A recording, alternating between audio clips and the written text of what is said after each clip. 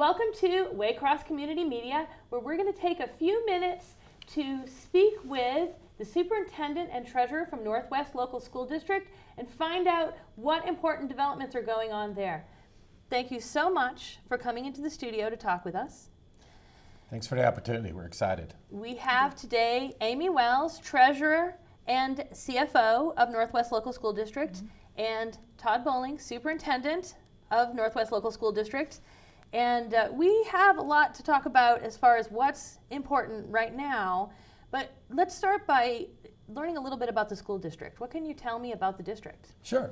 We have a very large school district, 56 square miles. We have over 1,200 employees. We have over 9,000 students. As of today, I think we have 52,000 registered voters. We are unique in that we have two high schools, Colerain High School and Northwest High School. We have 3 middle schools that feed into the 2 high schools, and we have 5 elementary. So we're a very large district. You don't find many school districts with 2 high schools, especially in Hamilton County. We have great opportunities for kids. And what are some specific successes that you can think of, some highlights that really makes you think we have a special school district? Yeah, I think one of the things that stands out to me is opportunities. So we offer, at our 2 high schools, I'll start there, we offer College Credit Plus and AP courses. And we offer a variety of them that they can start taking as a freshman or sophomore in high school.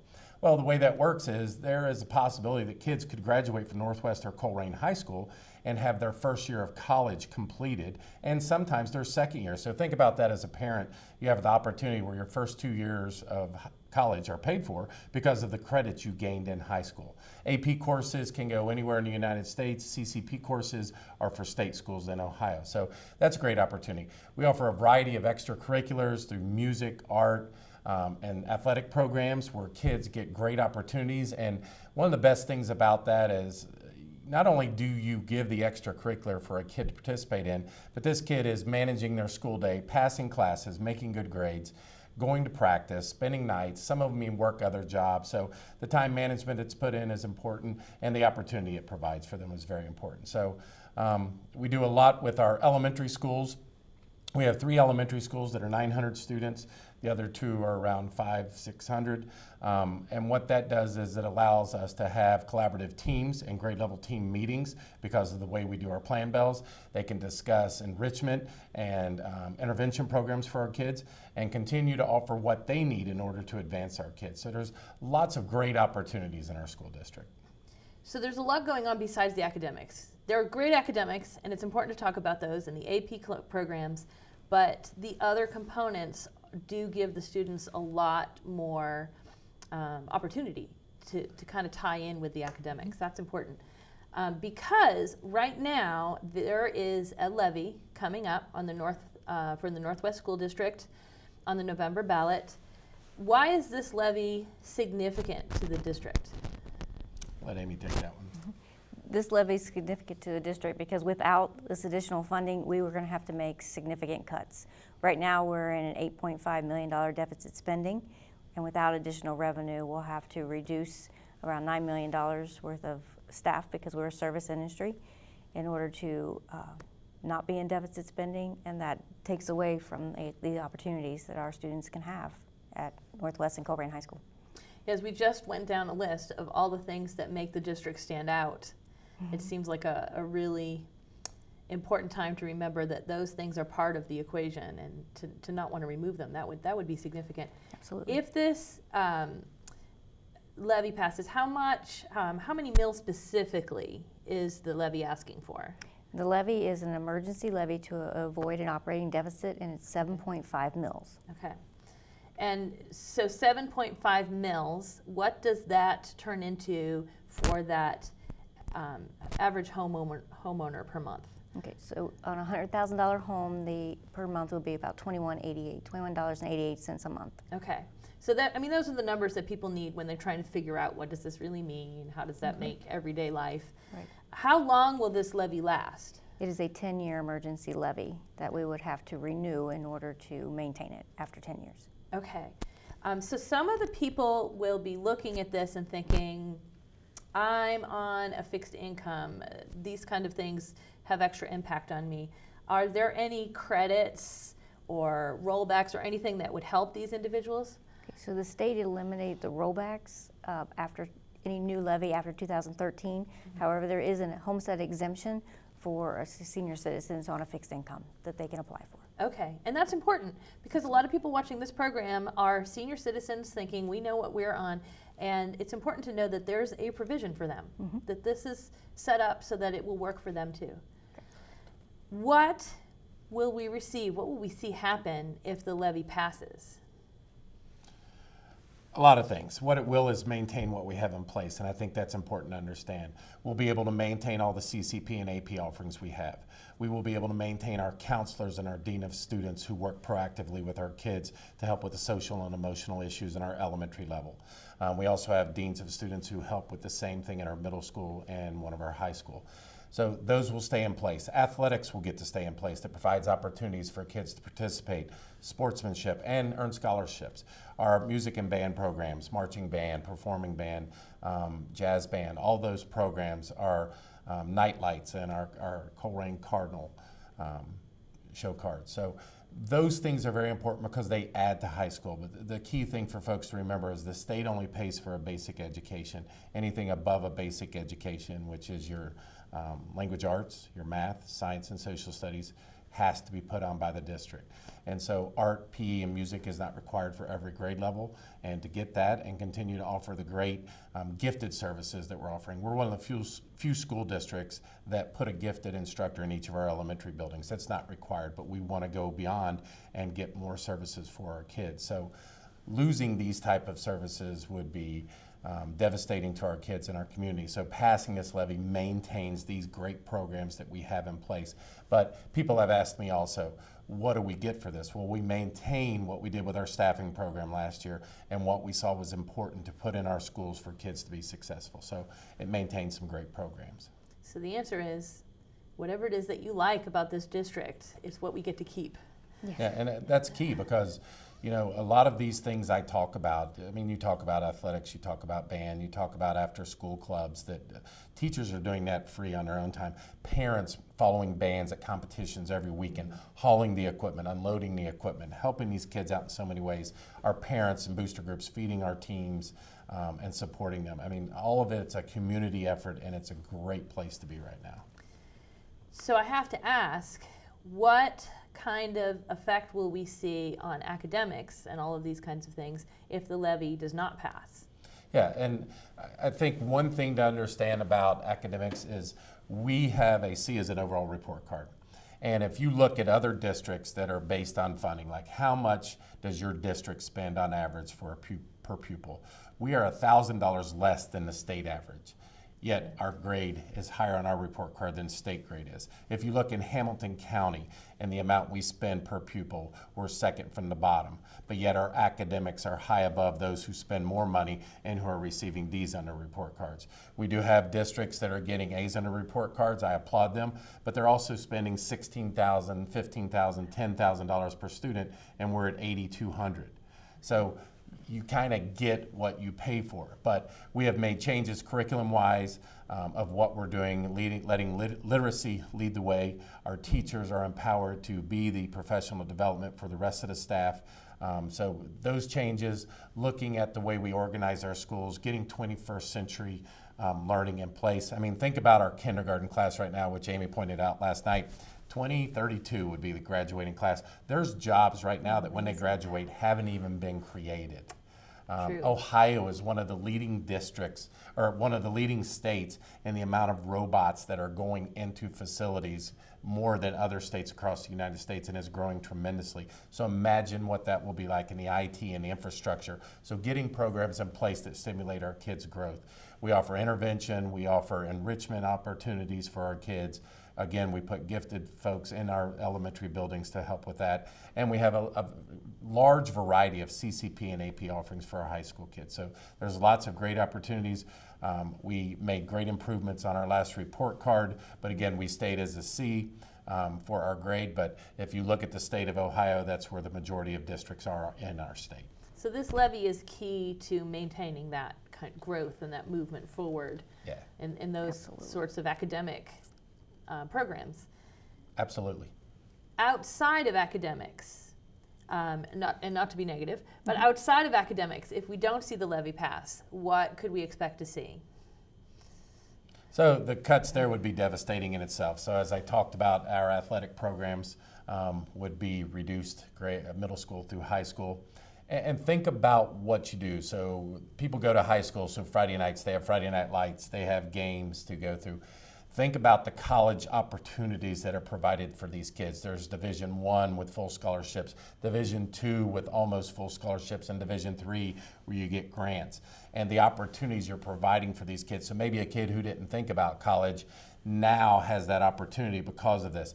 Think about our band students. I mean, football starts August 1, band starts August 1, but people don't realize they're also going from 7 in the morning to 9 at night. So they put in just as much time, just as much effort. Yeah. The show cards and the night lights are practicing 24/7, performing every weekend. We're providing opportunities for these kids based on kids' interests. Kids don't have much of a choice when it comes to math, English, science, and social studies, but they do have choice with arts programs, music programs, athletics, and achieving interests. And they learn things through participating in them. Think about the time management that they learn, balancing school with balancing practice and getting good grades and knowing what you have to do. And think about those kids that are trying to get in the same college and they've got the same ACT score. One's from Tennessee, one's from Ohio, trying to get in this university. Well, what do they go to next? What leadership things were they in? What extracurriculars were they in?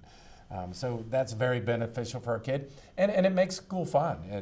It gets school spirit, morale up. Our teachers volunteer a whole lot of time. We have coaches that when you break down their coaching salary, it comes to about 10 cents an hour because of all the time they're putting in. So it's just very important for our kids.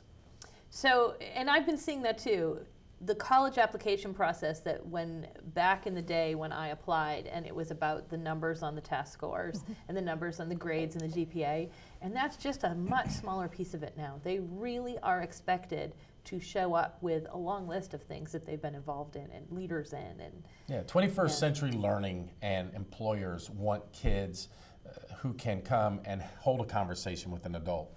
Take the phone out of your hand. You're not texting, you're not emailing, but can I get with you on a one-on-one level, talk to you about my excitement of what I'm interested in, hold conversations, and see what your vested interest in and what they're doing. So they need a variety of schools. Tech is very important, don't get me wrong, but they also need to have the ability to have interpersonal communication skills at work. So that's another push for, we don't want to see those kind of programs cut. You know, that as much as the focus, academic programs, and we need those, but these other ones are just as important in different ways, because they really need that exposure and that practice participating and interacting and leading and all of that. Well, and just so our audience understands, school has changed. I mean, I'm a graduate of Northwest High School in 1982, and back then it was, you're basically going to a four-year college. Well, we now have kids through our Butler Tech programs and our own course offerings where if they do the right things and take the right courses in CCP and AP, and our Butler Tech kids get CCP credit also, we have kids being recruited out of our high schools who the companies will pay for their 2 years of education, and they only need a 2-year degree. And then their starting salaries as a machinist and welders and other things are anywhere from $50,000 to $60,000 to $70,000 a year, and they're being recruited just like the athlete for sports. And think about how life-changing that is if you can come out of high school, have maybe a year or 2 years left of a community college or wherever you need to go. You're making good money. You're changing your life for you and your family as you move forward. And those are key things to remember. It's changed. It's not everybody being forced into a four-year college now. There are great opportunities where we are training kids so when they leave high school, they're certified in specific areas where they can go right into the workforce. We have companies who partner with us and they come into the classroom, tell the teachers and the kids, this is what we're looking for when we hire an employee. So we adjust. Butler Tech makes great adjustments. They partner. So we come in, we do what's best for kids, and we try that when they leave our high school, they're ready to go right into it. And it's just great opportunities for us. That says a lot about a school district, that we haven't just picked one path that we're sending them all onto, because there's not just one kind of student. Right. And we all like to see, as parents, Is my child's schooling getting them ready to be successful as an adult? Will they be able to get a job? Will they be able to go where whatever path they want to pick? And having these different opportunities within your school district without having to leave your school district and go out on your own is really powerful. Yeah, I mean, I've got 3 boys, and to ask them as a sophomore or junior, what are you going to be for the rest of your life, they weren't sure. So we've taken it down to 6th grade now, and 7th grade and 8th grade, and we're introducing it to it. So we're trying to provide pathways for them that are yet unknown. Even 6th graders are going to have new jobs when they graduate in 6 years that you didn't think about at this time. So talking about this levy, if the levy does not pass, when would we see cuts go into effect? What would be the timeline on that? Next school year. Okay. So in the fall of. So that's pretty much right away. It's just that we're in this school year now. August of 2020. It'll be the very next school. Is there anything that we would see immediately that you wouldn't wait on if the levy doesn't pass? There's no immediate effects that are out there. What it does and why we put it up, why the board voted to go in November, is our hope and our work right now is 100% toward passing this levy. Sure. But it is our responsibility to also make sure our staff knows what's going on. So the Board of Education passed the reduction list at our last meeting in September, not this past one last night, but the meeting before. And so that fills our contract. It cooperates with ORC, Ohio Revised Code, with getting out the reduction in force package so teachers know what's going on. We think we need to be fair with them to let them know that this is what we are reducing. And think about a parent living in this school district. If this levy doesn't pass, I need to know, what are you cutting? Why are you cutting this? We've talked about athletics several times. That saves the district $1.5 million. And when you're in a service industry, like Amy said, and adults are your life, everything you cut is about cutting people, unfortunately. Yeah. And that leads to drastic effects for our kids. So if it doesn't pass in November, the board would have to come and meet right away, and we'd have to probably come back and decide and make a determination if they want to come back in March. But by then, I think, Amy, do you want to tell them how the funding system works, even if we pass it in November? In March?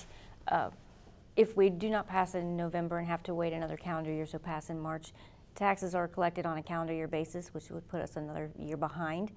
And so we need that significant influx of revenue by that time, so the millage would have to go up to about 12 mills.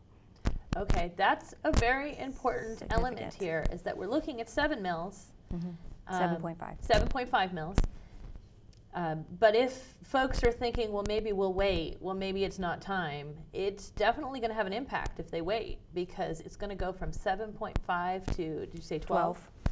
That's a big jump. Yeah, we've waited as long as we possibly could. We've tried to stretch our dollars. It's been 12 years since we've come to the community for increase in revenue, and so we can't wait any longer. And without this levy, we'll have to make significant reductions and then also ask for more money in order to continue operations. I think you bring up a great point that people are going to be like, let's just wait. Well, there is some discussion that's happened in the past. Former board members who have said 5 mil is what we're going at, nothing higher. But people need to realize this can't be reduced. We have to have our policy for covering our cash balance. But more importantly, we can't go from a 7.5 and lower it next time. That just can't happen, because we have an additional $5.5 million in reductions we would have to look at if this levy doesn't pass. So it has to go to an even higher amount. So it's very important that we get this passed so that we don't have to come back with a higher amount, because that could really be devastating to what we do in our district. Again, I think it comes down to people understanding the formula for how schools are funded. So Amy has talked several times. Do you want to discuss again how the 40% to state supplies and the rest is on us? Absolutely. So the state determines how much. It's a partnership between the community and the state to fund schools.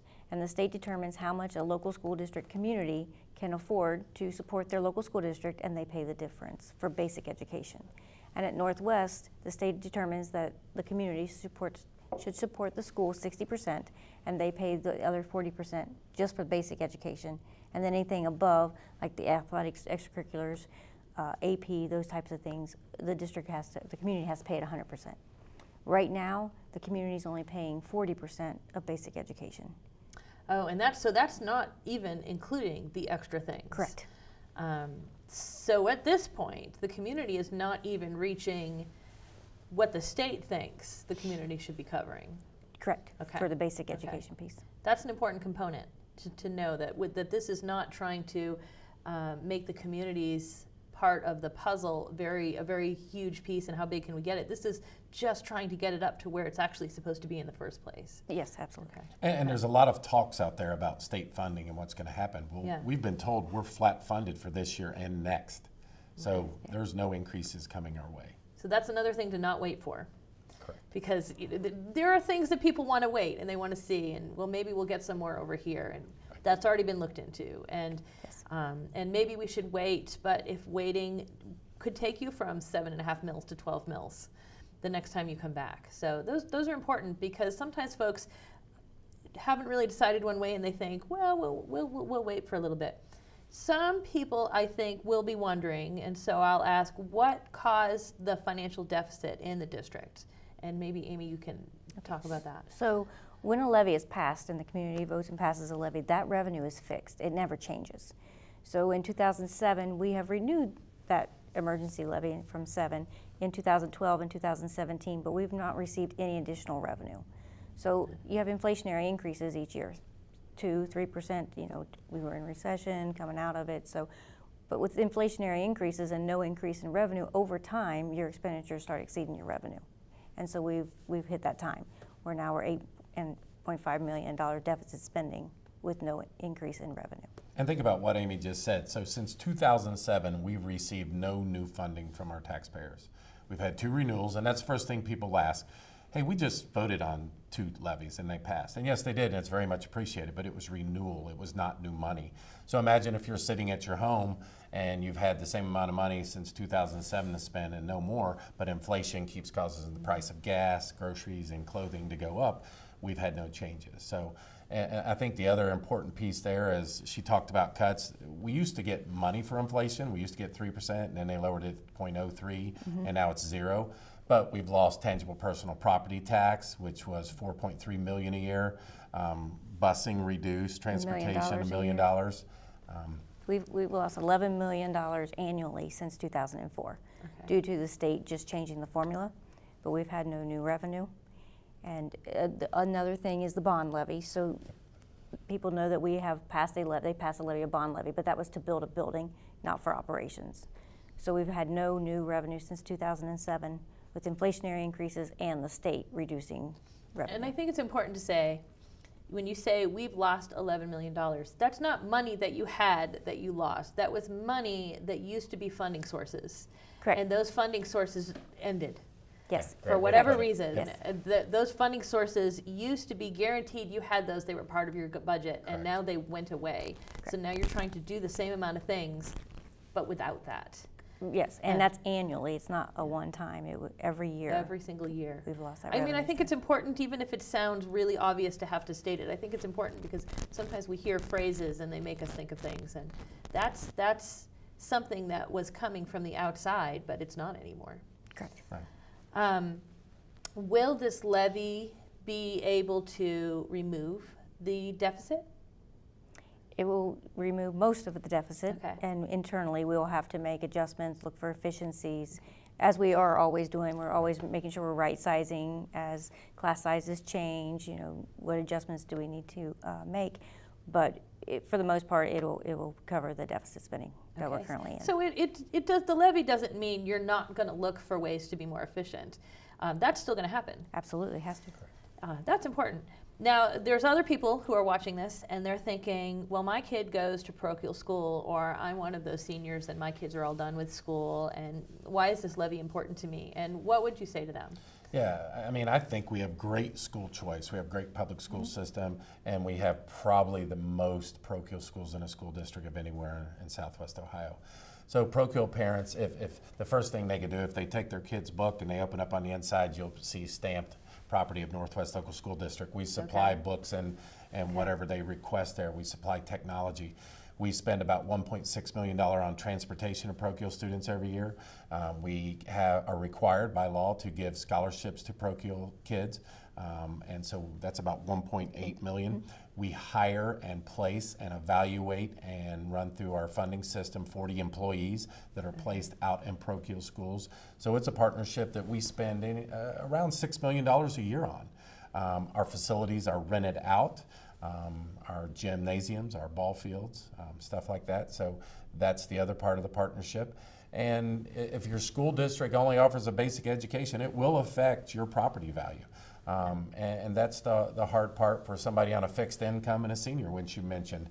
What is it? Well, as I go back to 1982, somebody was voting for levies and supporting me as I went through school, and gave me the opportunity. And this is about supporting our kids so they can come. Our kids don't leave the community. The most of them come back, live in the community, buy houses, move in, raise families because they love the school district. So keeping property values stable, keeping our kids' interests at the front of everything we do, that's the important piece of the community coming together and getting this passed.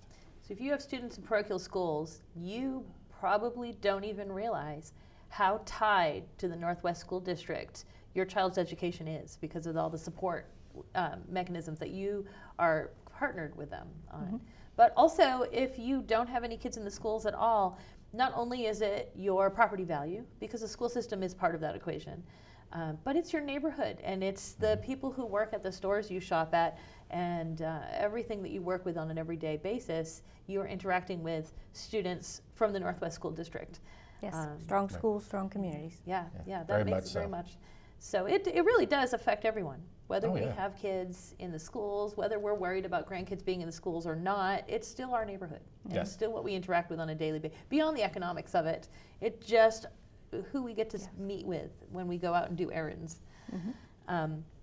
Now, because we just had another discussion about transportation recently, some folks might want to say, hey, if this levy passes, will you be able to restore transportation to students that changed for? What about transportation to students within that 1 mile distance? The state does not mandate transportation for students in the 1 mile district, I think, if that's correct. Correct, and that's also our board policy. So since the state does not fund transportation within the 1 mile, and our board policy then does not provide transportation within the 1 mile, this levy is not a current expenditure. We're not in deficit, so this levy will not add that back. Okay. It's something that as a district in history we've not provided.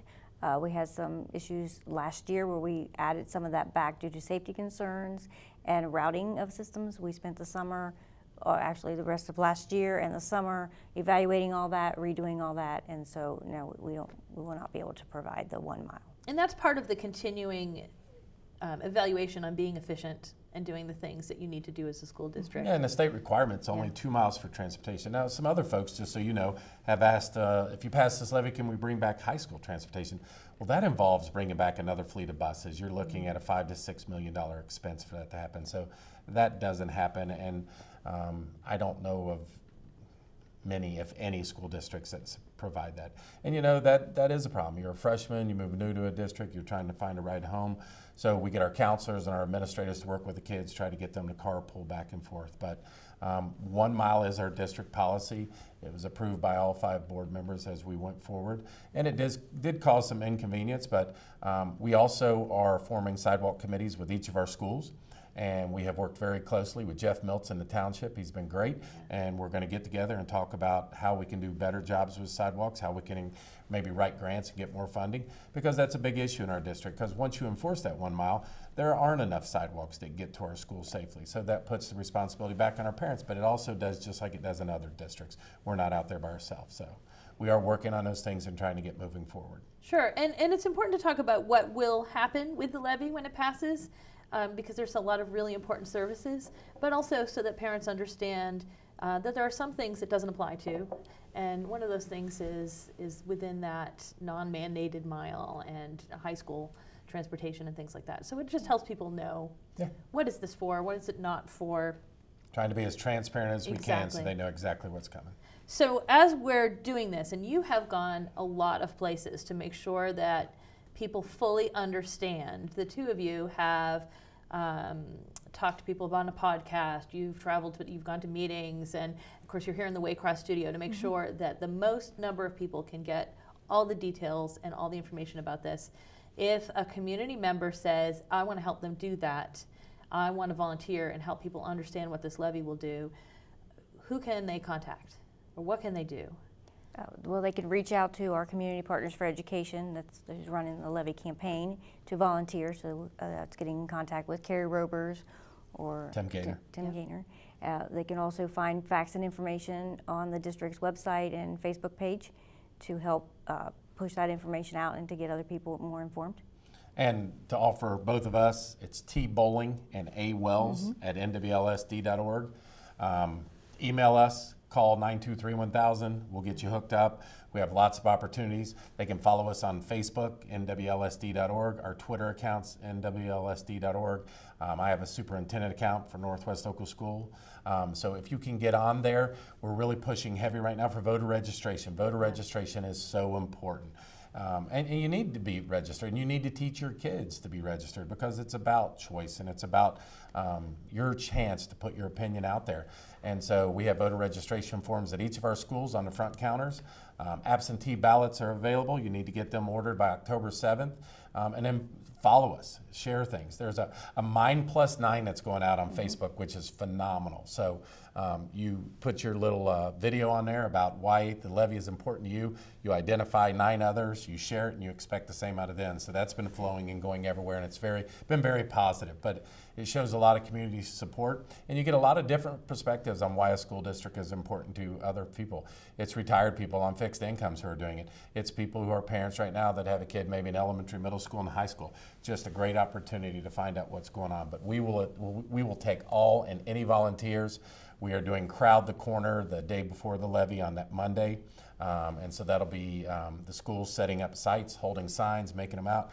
Our kids have been phenomenal at our high schools. They're coming to board meetings, voicing their opinions. They're making signs. We're doing a door drop, which is flyers, on October 26th. It'll be organized by each school, getting the message out to our voters. And then we're doing phone banks, calling people, just reminding them to vote, and trying to be as transparent as possible about what we're doing. That's fantastic. So it's one thing that's really great about social media that we can enjoy is that everyone can connect, and we can see, like you said, different populations. We can see retirees. We can see parents of people in the school all saying, no, this is still important to us. We need to know about this. And I think it's important that you mentioned Community Partners for Education, because no school district money. This isn't something that, well, why are they spending money promoting this levy? Correct. That's not a thing that happens. That's why it's all volunteers that need this. And this is why, really, if people want to help with this, this is why it's really important for them to volunteer, to make sure that they're part of that. And they're one more person that can get information to someone else that maybe you couldn't have reached without them, which is really We've great. met with PTAs and boosters, and these folks are so supportive, but I just hope people realize how much PTA members and boosters do for our schools. They're funding programs that they want to do. They're doing teacher recognition programs. They do fundraising for the school. They just do a fantastic job, and they know what to be a volunteer is, but we are willing to accept anyone and everyone if you want to help with this. And you mentioned voter registration. Yes. Get on to the Hamilton County Board of Elections site. You can do it right online.